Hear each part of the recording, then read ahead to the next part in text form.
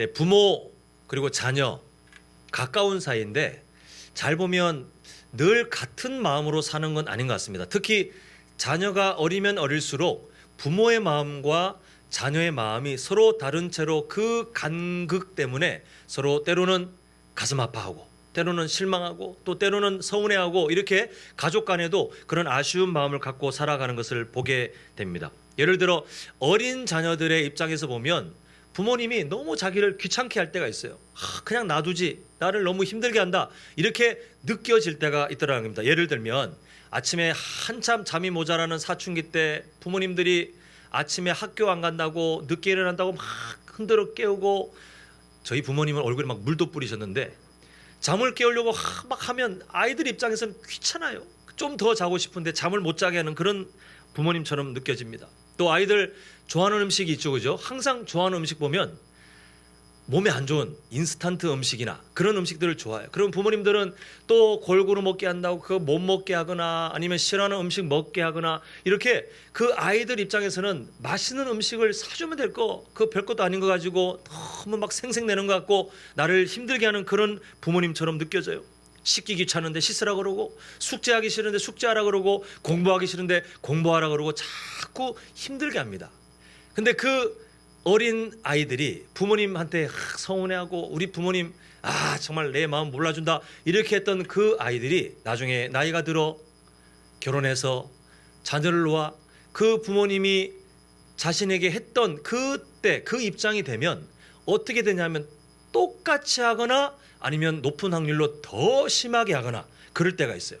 그게 왜 그렇게 됩니까? 자기도 모르게 부모님에게 학습돼서 하는 게 아니고요, 매우 강한 의도를 가지고 아이들에게, 본인들은 그렇게 싫어했는데 아이들에게 그렇게 합니다. 왜 하냐면 아이들이 더 자고 싶어지는 것을 알고 있지만, 그러나 그렇게 푹 자도록 하면 그 아이가 살아갈 건실한 삶이 무너지는 것을 알고 있기 때문에 그 부모님은 어릴 때는 그렇게 했을지 모르겠지만 자녀를 사랑하는 마음으로 잘 됐으면 하는 마음으로 똑같이 부모님이 했던 것과 같이 그 아이를 흔들어 깨워요.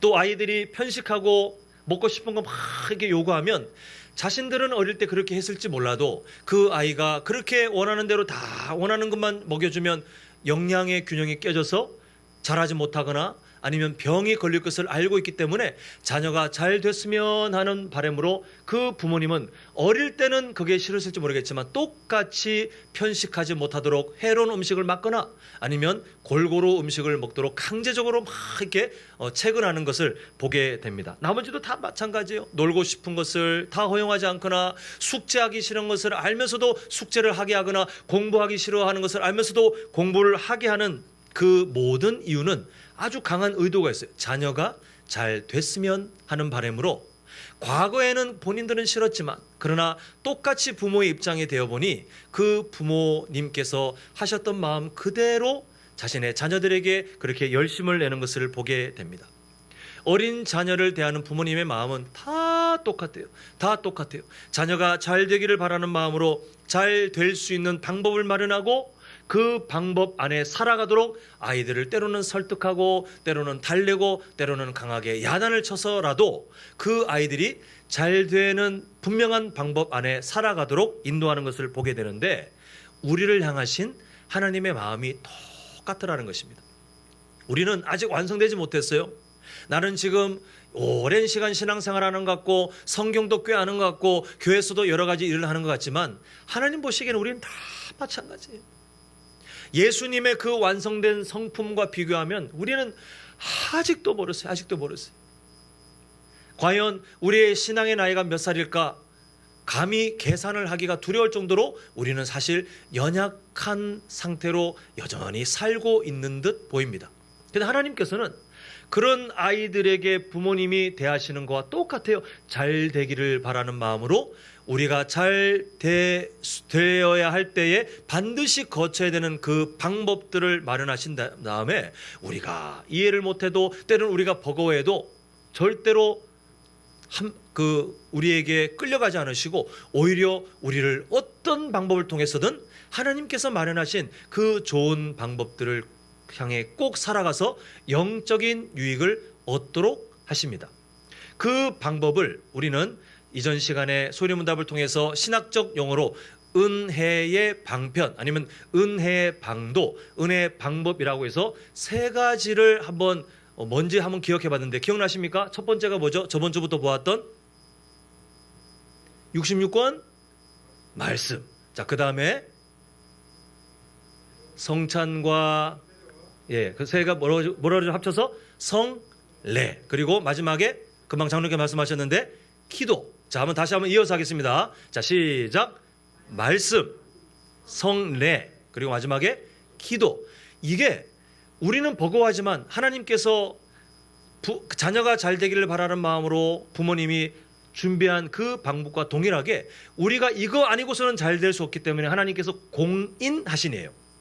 공인하심. 물론 하나님께서 때로는 신비로운 아니면 예측하지 못한 금방 말씀드린 말씀도 아니고 성례도 아니고 기도도 아닌 어떤 방법으로도 우리에게 은혜를 주실 때도 있지만 이거는 확률이 낮기 때문에 이것만 바라보고 사는 것은 미련한 인생이라고 했습니다. 하나님께서 약속하신 말씀을 통해서 만나줄게, 성례를 통해서 만나줄게, 기도를 통해서 만나줄게 하셨으면 우리는 그 세 가지 방법에 집중하면 되는 거예요. 마치 요즘은 좀 약간 그 의미가 없지만 예전에 저희 때만 해도 국영수를 중심으로 열심히 공부해서 성적을 올리지 않으면 진학에 어려움이 있어요. 아무리 다른 과목 잘해봐야 국영수를 중심으로 하지 않으면 안 되는데 마찬가지예요.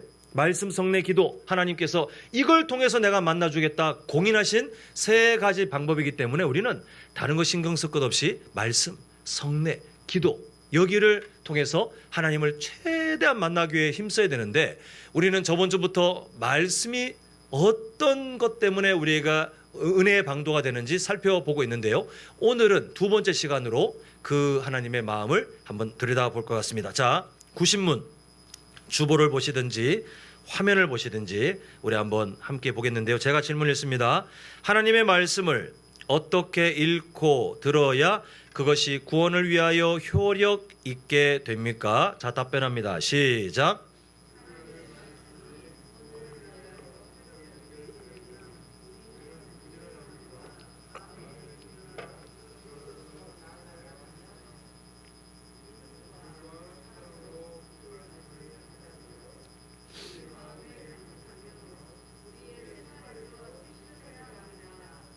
자, 우리 성도님들 보시면 오늘 새롭게 안 사실이 있습니까? 죄송하지만 너무 뻔하고 굳이 설명을 해야 될 정도로 너무 뻔한 이야기예요. 그런데 놀라운 사실은 이 뻔하게 느껴지는 것에 소홀해지는 순간 교회는 타락하고 성도는 타락하고 이 세상에 우리가 마땅히 섬겨야 될 왕같은 제사장의 사명의 모습은 다 무너지게 되어 있어요. 그래서 오늘 말씀드릴 거 새로운 거 하나도 없어요. 제가 고민했습니다. 건너뛰어야 되나. 근데 새로운 건 하나도 없지만 운동선수들이 지루하기 짝이 없는 기초 체력 훈련을 지겹도록 반복했을 때 나중에 본인이 갖고 있는 종목에 더 좋은 효과가 나타나는 것처럼 들었을 때 야, 오늘 새로운 거 없는데 들어야 되나? 차라리 그냥 잘까? 아니면 집에 갈까? 이런 고민이 드시는 분은 없겠지만 그 정도로 뻔한 이야기를 할지라도 우리가 이 기본에 다시 한번 우리의 마음을 들여다보고 다시 한번 우리가 마음의 결단을 할 때 우리에게 더 큰 유익이 있을 줄 믿습니다. 오늘 구신문은 크게 세 단락으로 나눠보겠는데요. 자, 첫 번째 단락이 뭐냐 하면 우리는 부지런함과 마음의 준비와 기도로서 나아가야 하며 이렇게 시작하고 있습니다.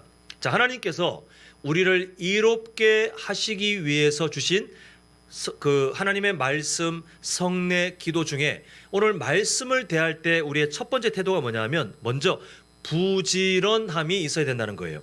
하나님의 말씀을 1년에 한 장 읽는 사람과 하루에 10장 읽으려고 부지런하게 시간을 내는 사람이 절대 같을 수가 없습니다. 물론 하나님께서 정말 특별한 긍휼함을 가지고 내가 오늘은 이 인생에게 내 마음을 깨닫게 하겠다 하셔서 1년에 한 장 읽는 그 사람에게 마침 그때 하나님께서 강권적으로 역사하셔서 마음을 막 뒤집고 삶의 변화가 일어나도록 마치 삭개오가 예수님을 만났을 때 일어난 그 변화처럼 아니면 사도 바울이 다메섹에서 예수님을 만났을 때 하시는 그것처럼 하실 수 있지만 하나님께서는 인격적이시고 질서의 하나님이시기 때문에 우리가 말씀을 향한 부지런한 태도를 통해서 하나님은 더 만나주세요. 그래서 우리가 그 희박한 확률을 가지고 하나님 나를 긍휼히 여기셔서 오늘 제가 1년 중에 딱 성경 한 장 읽는 날인데 오늘 저를 만나 주십시오. 이건 미련한 사람이에요. 우리는 오늘 소리문답의 내용처럼 할 수 있는 한 부지런한 마음을 가지고 열심을 낼 때 그때 하나님께서는 우리의 그 열심의 분량을 보시고가 아니라 우리의 그 사모하는 마음을 하나님께서 인격적으로 받으셔서 우리에게 하나님의 은혜를 주시더라는 것입니다. 오늘 이 자리에 계신 성도님들의 삶이 이미 그게 증명됐어요. 오늘 이 시대가 어떤 시대입니까? 수요 저녁 예배가 주일 오전 예배와 비교했을 때 동일한 예배입니다. 그런데 암암리에 덜 중요하다고 생각해요. 그래서 많은 성도님들이 물론 삶의 직장 생활이나 또 가정의 여러 일 때문에 특수한 환경이 있을 그런 분들도 계시지만 마음의 태도가 있잖아요.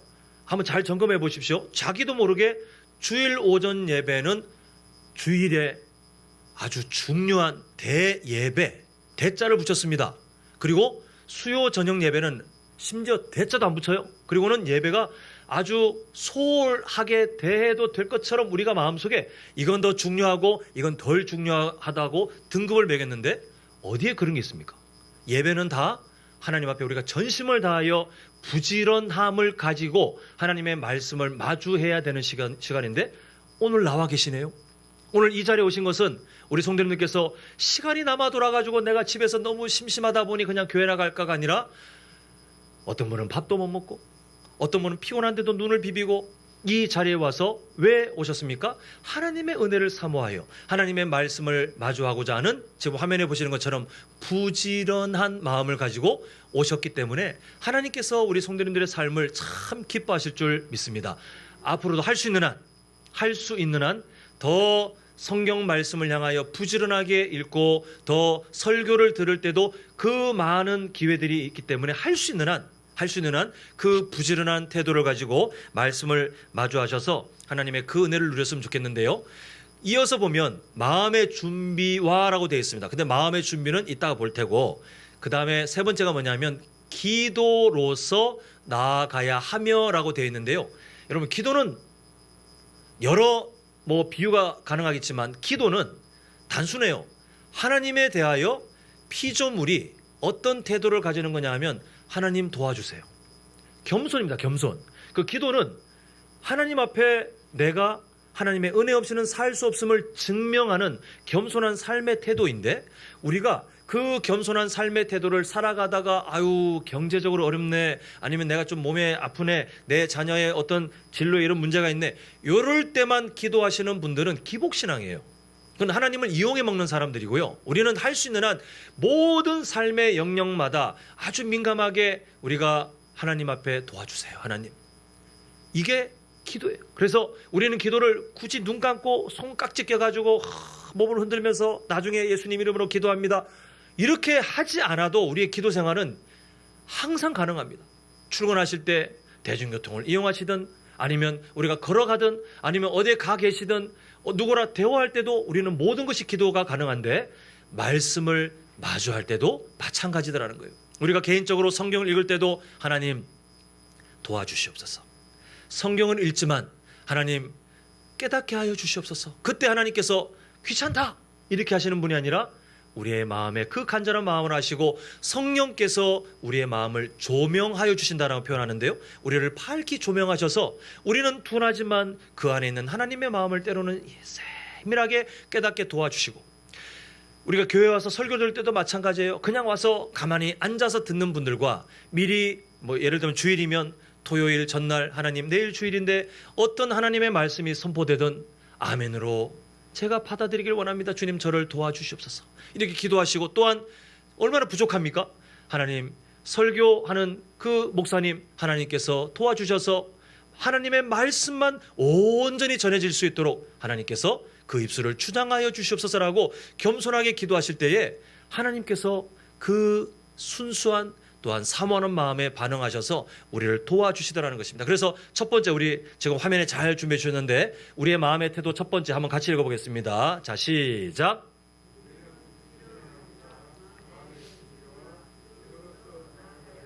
네, 그렇게 하나님의 말씀을 마주하는 우리 귀한 성도님들 되시길 간절히 소망합니다.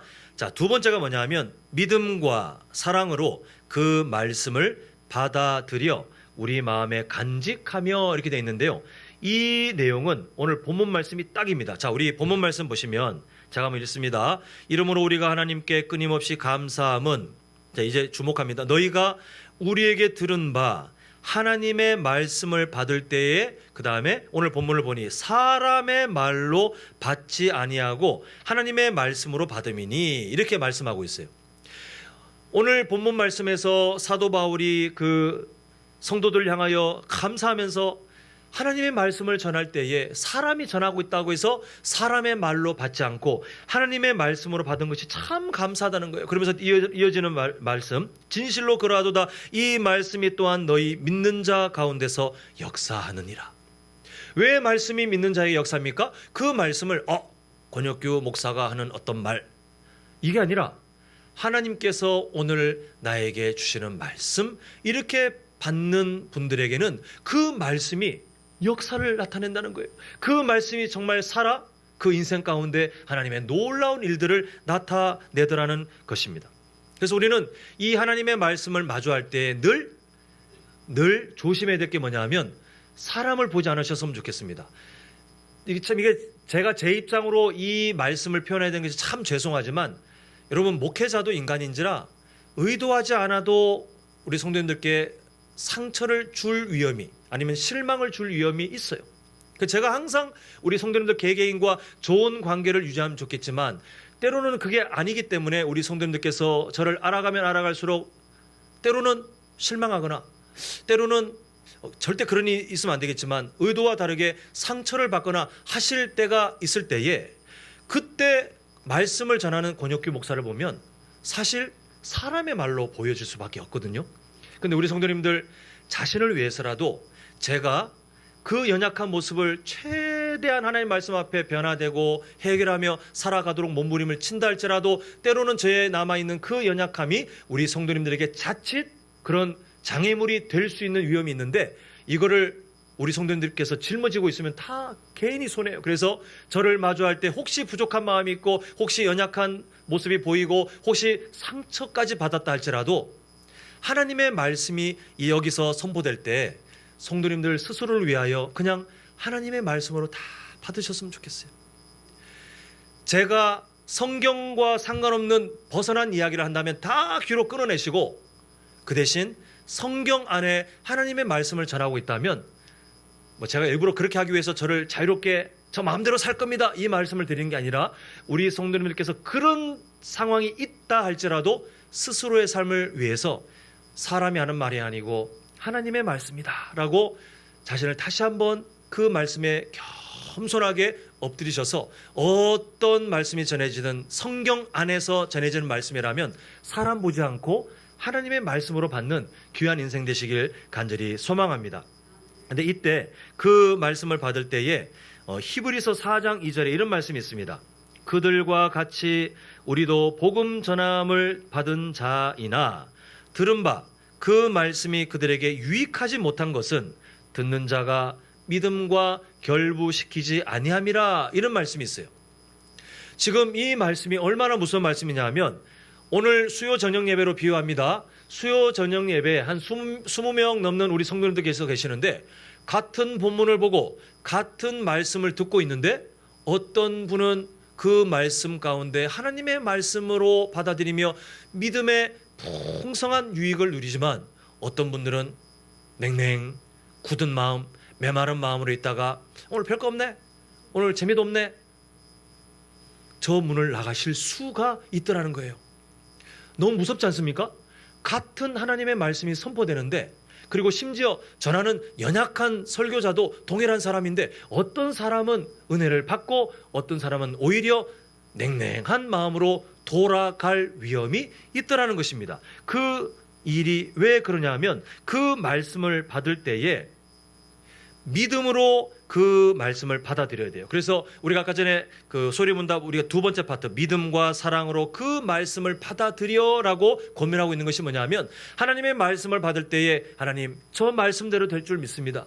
하나님 때로는 저 말씀이 나에게 너무나도 현실을 벗어난 어떤 도전, 어떤 그 사명에 대한 압박처럼 느껴진다 할지라도 그러나 하나님 저 말씀을 주신 선하신 하나님을 믿습니다. 그 하나님을 사랑합니다. 그 마음으로 받아들여서 마음에 간직하면 그때 히브리서 4장 2절에 그 표현을 인용해서 말씀드리면 그때 그 말씀이 우리에게 유익함으로 역사하여 하나님의 뜻을 나타내는 효력이 나타나더라는 것입니다.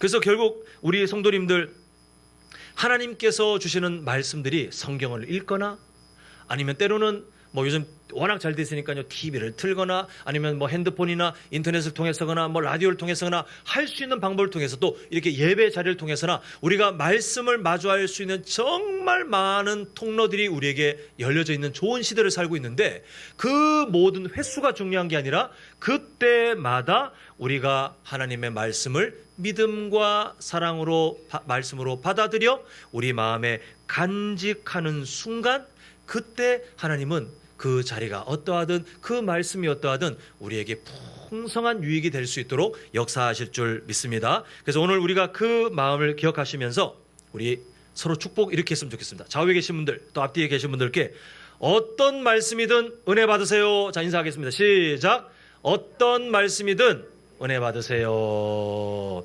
네, 우리가 그런 사람으로 살아갈 때에 이 말세 때에 흔들리지 않고 오히려 더 성숙한 사람들로 살아갑니다.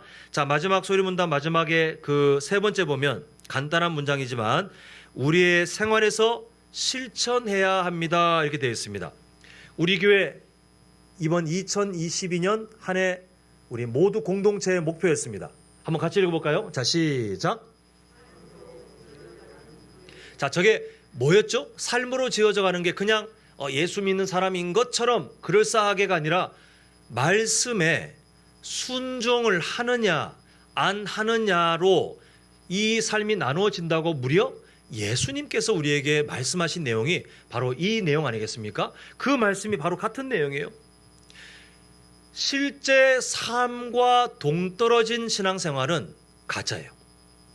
근데 악한 마귀는 우리가 분이엘방 기도회 때 보았던 것처럼 악한 마귀는 그 실제 삶과 동떨어진 가짜 신앙생활을 만들기 위해서 중세교회 때 뭘 만들었습니까? 성직자 그룹과 평신도, 말도 안 되는 그 평신도 그룹을 분리시켜서 성직자 그룹은 말씀을 연구하고 말씀을 읽고 말씀에 더 순종해야 되는 사람들, 그리고 평신도들은 그렇게까지는 안 해도 되는 그냥 예수님 믿고 왔다 갔다 그 이제 카톨릭이니까요 성당에 왔다 갔다 하면서 미사에 참여해서 그 성직자들이 하는 라틴어로 된 설교 무슨 내용인지 전혀 모르겠지만 가만히 앉아 있다가 적당히 헌금 내면 내가 나중에 천국에 들어가겠지라고 생각하는 이상한 세상을 악한 마귀가 만들어 놓았어요.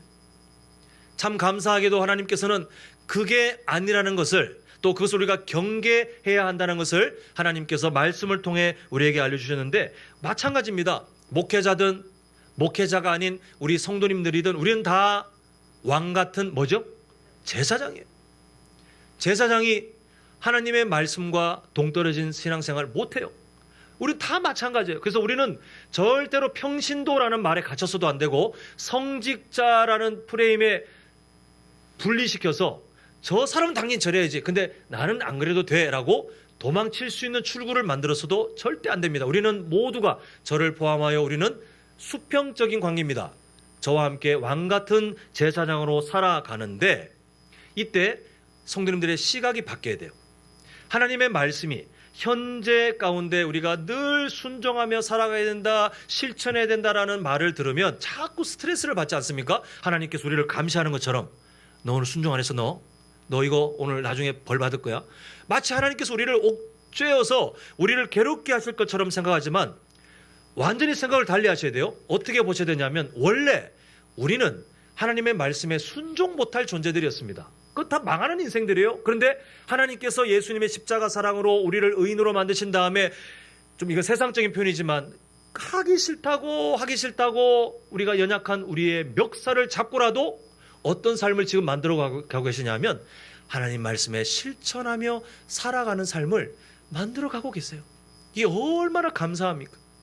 우리에게 숙제를 주시는 게 아니라 우리가 할 수 있는 걸 못하는 걸 꼬투리 잡아가지고 우리에게 뭔가 책임을 지으시는 하나님이 아니라 아예 못할 존재들인데 하나님께서 우리를 그 삶을 살도록 지금까지 함께 하셨고 오늘도 함께 하셨으며 앞으로도 우리에게 함께 하시며 하나님 말씀에 순종하며 살아가는 삶으로 지어져 가는, 그래서 우리가 분일방 기도회 때 나눴던 그 표현으로는 믿음의 현재를 살아가는 삶으로 지금도 우리를 돕고 계시더라는 거예요. 그래서 우리는 야고보서 1장 22절을 마음에 좀 새겨야 되겠는데요. 이렇게 말씀합니다. 너희는 말씀을 행하는 자가 되고, 그 다음에 뭐라고 경고하죠? 자신을 듣기만 하여 자신을 속이는 삶은 세상 편해요. 신앙생활하는데 이분들은 정말 신앙생활하기 편해요. 그래서 예수님 믿을 때 걱정 없어요, 고민 없어요, 마음 편해요 하는 분들, 물론 어려움 중에도 그 믿음의 수준이 성숙하여 그 안에 하나님의 평안을 누리신다는 표현이라면 괜찮겠지만 고민도 없어요. 그리고 한 주간의 삶 가운데 기도 제목은 뭡니까? 글쎄요, 이렇게 표현하시는 분들, 또 요즘에 하나님 말씀 가운데 뭘 고민하고 계십니까? 아니, 고민하는 거 없는데요. 이렇게 생각하시는 분들은 다 듣기만 하여 자신을 속이는 자가 되어 있을 확률이 꽤 높습니다. 이런 분들은요, 성경을 읽어요. 그리고 설교도 들어요. 그리고 자기를 속입니다. 내가 성경도 읽고 설교도 듣고 있는 걸 보니 나 그래도 꽤 신앙생활 꽤 하는 사람인 것 같아. 나 그래도 어디 가서 저기 예수님 믿는 사람이라고 말을 할 수 있는 사람인 것 같아라고 스스로를 속이는 사람이 되더라는 것입니다. 본인이 성경 읽을 때는 마치 경건한 사람이 된 것 같아요. 본인이 앉아서 설교를 들을 때는 마치 거룩을 향해 자라가는 것 같아요. 그런데 왜 이 사람들이 스스로 속이는 정말 무서운 인생이 되냐 하면 실제 삶을 들여다보면 세상 사람과 그렇게 다를 바가 없어요. 하나님의 말씀을 가지고 고민하는 것이 하루 중 단 한 번도 없어요. 이 정말 무서운 사람 아닙니까? 근데 이런 삶이 오늘날 교회에 죄송하지만 꽤 많습니다. 꽤 많아요. 그리고 꽤 이 삶을 살아가고 싶은 유혹이 우리에게 너무나도 강력해요. 왜냐하면 고민 안 해도 되거든요. 그냥 편하게 왔다 갔다 하면서 필요한 거 있을 때마다 기도하는 어떤 종교적인 행위를 하면서 내 마음의 위안을 얻고, 또 설교 들으면서 뭔가 괜찮은 거 있으면 고개 끄덕끄덕하면서 나 은혜 받았다라고 생각하고 돌아가지만, 그러나 삶으로 지어져가는 어떤 고민과 삶의 충돌은 일어나지 않아요. 스스로 속이는 사람이에요. 이 말세 때 정말 경계하셔야 됩니다. 목회자인 저도 경계해야 될 매우 위험한 함정이고, 우리 성도님들 듣기만 하고 스스로 속이는 자가 될 그 달콤한 유혹들이 언제든지 우리 주변에 있기 때문에 늘 조심하셔야 돼요. 우리는 말씀을 마음에 받은 후에 반드시 어떤 고민을 살아가야 되냐면, 우리가 세 가지 중요한 질문을 해야 된다 그랬죠. 그 주보에 지금은 첫 번째 질문만 담았지만, 우리가 하나님 말씀을 마주할 때 첫 번째 질문이 뭐죠? 하나님이 어떠한 분이신지를 반드시 발견해야 됩니다. 오늘도 마찬가지예요. 지금 소리문답 90문 보고 있지만 이제 거의 막바지입니다. 저 좀 있으면 설교 끝 이렇게 할 텐데, 지금까지 왔는데도 하나님이 어떠한 분인지, 어떤 성품을 갖고 계신지, 뭘 원하고 계신지 하나도 찾지 못하셨다면 지금 이제 막바지입니다. 지금 빨리 간절히 바라는 마음으로 찾으셔야 돼요. 이거 못 찾으면 오늘 말씀 헛들은 게 돼요. 그 첫 번째 질문이 중요하다고 그랬습니다. 하나님의 그 성품, 나에게 하나님이 어떠한 분인지를 말씀을 통하여 아니면 설교를 통하여 찾으셨다면, 두 번째 질문, 그러면 하나님께서 그 바라시는 삶 가운데 나는 어떠한 사람이 되어야 되는가? 그 삶의 방향을 찾지 못한다면 우리는 듣기만 하고 스스로를 속이는 사람이 돼요. 그 방향을 찾았다면 어떤 사람들은 있잖아요. 그래, 내가 이런 사람이 돼야지 찾고 난 다음에 그걸로 만족해요. 예를 들면 하나님께서 원수를 사랑하셔서 맞아, 그 말씀 맞지 하나님, 오늘 저에게 참 찔림이 있네요. 원수를 사랑하는 삶이 돼야 되는데 끝. 더 이상 삶에 어떠한 충돌도 없어요. 마지막 세 번째 질문이 너무너무 중요합니다. 그러면 당장 무엇을 해야 되겠습니까? 당장 그 삶을 위해서 우리 성도님들께서 당장 해야 할 수 있고 해야만 하는 한 가지라도 찾지 못한다면 우리는 듣기만 하고 스스로를 속이는 사람이에요. 사랑하는 성도 여러분, 신앙생활은 끊임없는 고민이에요. 말씀을 들을 때마다 우리는 끊임없는 고민과 수고를 할 수밖에 없는데, 그게 왜 그러냐 하면 아까 전에 그 설교 도입에 부모와 어린 자녀의 마음을 말씀드렸잖아요. 두 존재의 마음이 달라요. 근데 인생을 살아본 부모는 자녀들에게 너 지금 이렇게 안 하면 너 나중에 진짜 후회해. 그러니까 잘 되는 방법들을 끊임없이 가르치는데, 자녀들은 그게 맨날 고민이고 억지로 하는 것 같고 안 해도 되는데 굳이 하는 것 같은 그런 피하고 싶은 수고처럼 느껴지지만, 그렇게 해야 겨우 인생길에 자신의 삶을 좀 건실하게 만들어 갈 수 있는 것을 우리 성도님들도 이미 알고 계시고 우리 자녀들도 지금 배워가고 있는 줄 믿습니다. 사랑하는 성도 여러분, 하나님의 마음이 동일합니다. 하나님의 말씀을 마주할 때에 우리가 바른 태도로 또 부지런한 마음으로 그 말씀을 마주하되, 마지막 세 번째, 우리가 하나님의 말씀을 생활에서 실천하는 삶이 마침표로 찍어지지 않는다면 우리는 듣기만 하고 자기를 속이는 삶으로 늘 살아가며 스스로는 나는 괜찮은 종교인, 나는 괜찮은 기독교인, 나는 직분도 있고, 나는 신앙생활 지금 10수년 하고 있고, 나는 그래도 이렇게 주변의 가족들 다 예수님 믿고 있고 난 괜찮은 사람이라고 스스로에게 만족하고 있지만 전혀 삶으로 지어지지 않는 굳어있는 삶이 될 수 있기 때문에, 사랑하는 성도 여러분, 오늘도 마찬가지고 내일도 마찬가지입니다만 하나님의 말씀을 더 부지런히 가까이 하시고 그 말씀을 마주할 때 항상 충돌이 있어야 돼요. 내 삶에 충돌을 느끼셔야 되고, 그 말씀으로 세상 사람들은 안 해도 되는 고민이지만 우리는 거룩한 고민을 통하여 하나님, 내가 어떻게 살아야 될까? 어떻게 살아가야 될까요? 그 삶의 믿음의 현재를 살아가는 방법을 꼭 찾으셔서 하나님께서 말씀을 통하여 우리를 은혜 가운데 성장시키고자 하는 하나님의 그 선한 마음에 우리가 풍성한 은혜를, 풍성한 열매를 누리며 살아가시는 귀한 인생 되시기를 간절히 소망합니다.